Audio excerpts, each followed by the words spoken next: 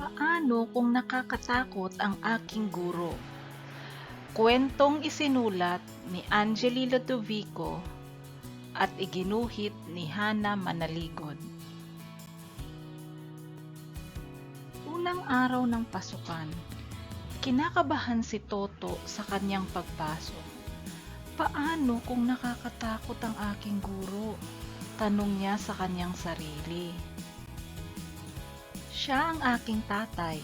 Mukhang excited na siya dahil nililinis na niyang mabuti ang aking sapatos. Kaya naman lumapit ako sa kanya.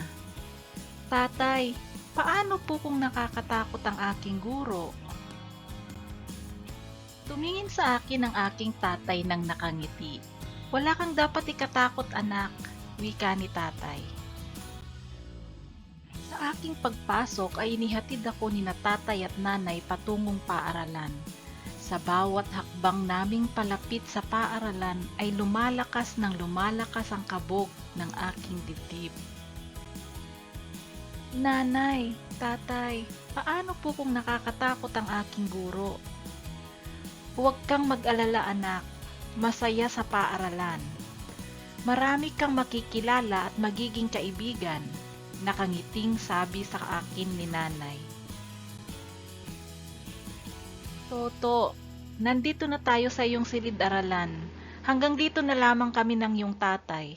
Babalikan ka namin mamaya kapag uwian na. Nanay, tatay, tawag ko sa kanila.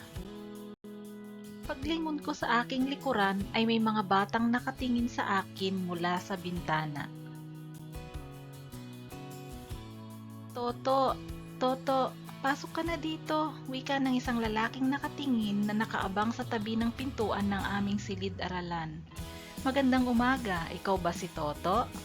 Wika ng isang lalaki na may maamo at masayahing mukha. Opo, sagot ni Toto. Ako nga pala si Sir Tony. Ako ang iyong magiging guro dito sa kindergarten.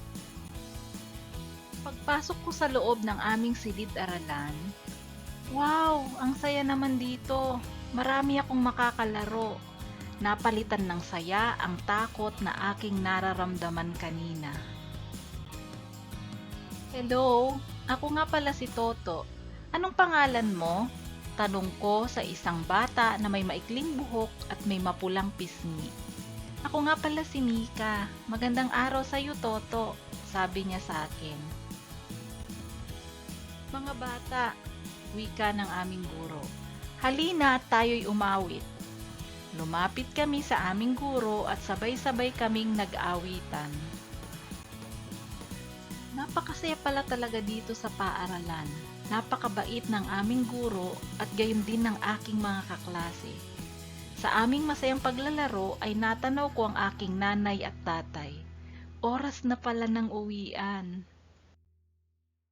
Nanay, tatay, masayang salubong ko sa kanila. Nanay, tatay, ang saya po pala sa paaralan. Mabait at masayahin ang aming guro.